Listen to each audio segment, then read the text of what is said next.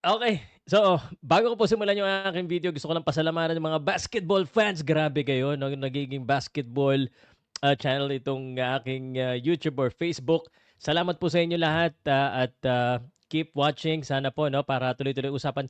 At yung mga nagre-request po na sana daw Pure Foods, yung ibang team, ko-cover po natin 'yan ano. At sa mga, part ng teams naman na 'to, please do not hesitate to send me a message. Hindi lang laging trades, ayoko naman ng laging trades.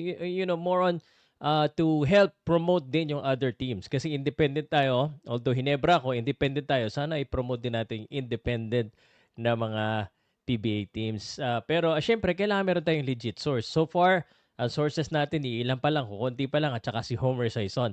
Anyway, dito sa video na ito, pag-usapan po natin ang Final 12. Meron na ba nilabas ang SPP?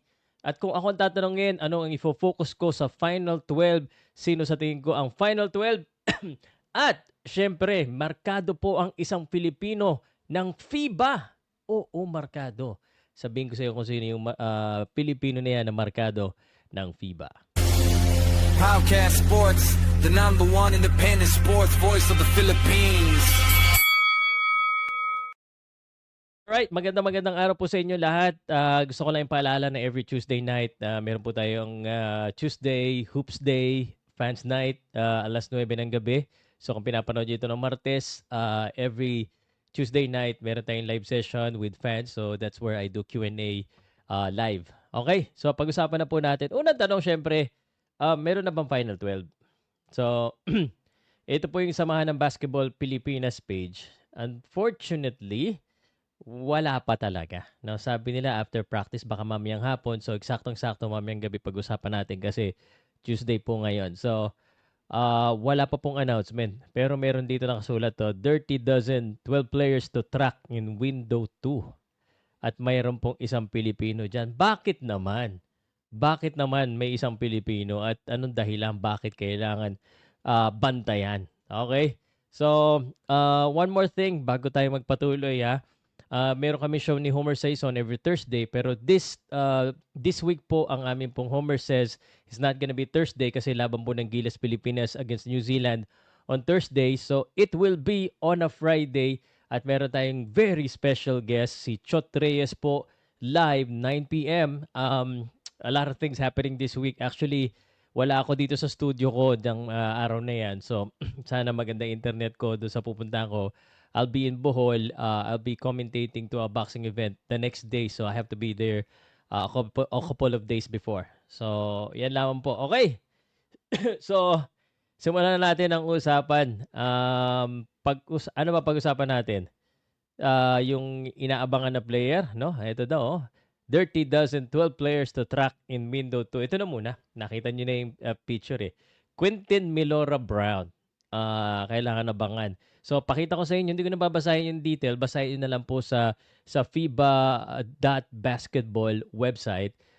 But dito sinabi nila yung mga aabangan na players. So, ito, abangan na rin natin kasi makakalaban natin ito si Sam Menienga ng New Zealand, John Harper Jr., Japan, Jalen Harris, Jordan, hindi naman natin makakalaban, Lebanon, Sergio Darwich, Yun Jong Lee, Korea, Jang Yun Lee, Korea, Brandon Goodwin, Qatar, Muhammad Ali Abdul Rahman from Saudi Arabia, Nick Kay, Australia. Ito, abangan natin kasi makakalaban natin ito. Hu Jingqiu, China. At ito sa Pilipinas, Quentin Milora Brown. Pero bago yan, tapusin muna natin ito. Si Justin Lu, Chinese Taipei. And I think that's the one. Meron sila dito. Select that. So, who do you think will be the stand-up player in window 2 qualifiers? Siyempre, Philippines tayo. Pero ba't wala pang result? Oh, 64% Philippines. Siyempre.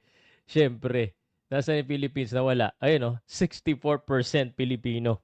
Halatang puro Pilipino ang nagbabasa ng article na yan. Speaking of Pilipino, pag-usapan na po natin. Okay, so usap-usapan itong Gilas Pilipinas roster.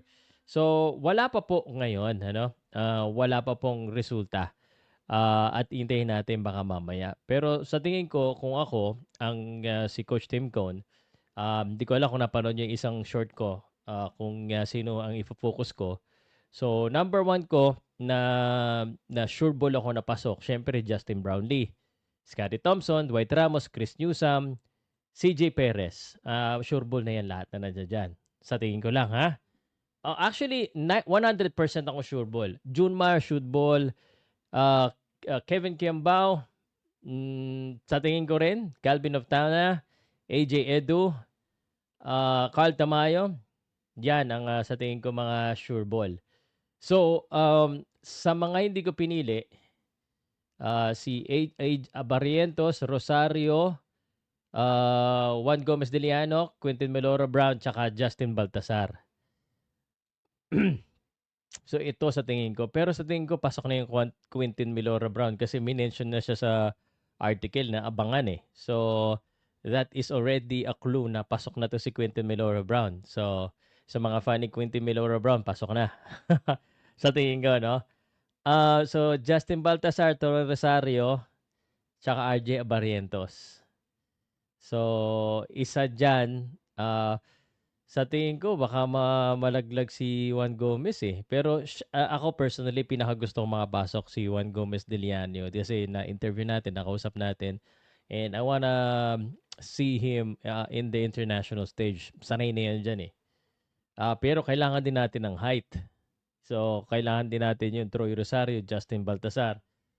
So, I'm not quite sure kung sino yung tatlo na yan na hindi matatanggap. Pero pinakabago kasi si Justin dito, si Juan Gomez, RJ. So, yun. At doon sa apat na yun, sa tingin ko is ang posibleng matanggal. But I'm not quite sure really yet. Intayin na lang natin.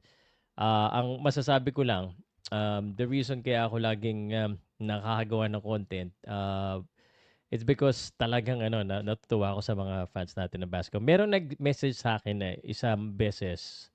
Email pala, ang haba, no? Sasagutin ko siguro mamaya. Ang pangalan nag-message sa akin, and gagawin ko content mamaya, si Sherwin Lim. So, si Sherwin Lim, kung meron siyang suggestion sa PBA, siguro mamaya na lang natin pag-usapan ng live para makasagot din kayo. Ang haba ng niya, message niya sa akin eh. Pero sige guys, ganito gawin natin. I-comment nyo guys sa comment section dito sa YouTube man o sa Facebook kung sino sa tingin niyo yung tatlong matatanggal at bakit. Let me know guys, okay? And kita-kita tayo Tuesday night, every Tuesday night sa ating live show dito lamang po sa Pako Sports. Salamat po.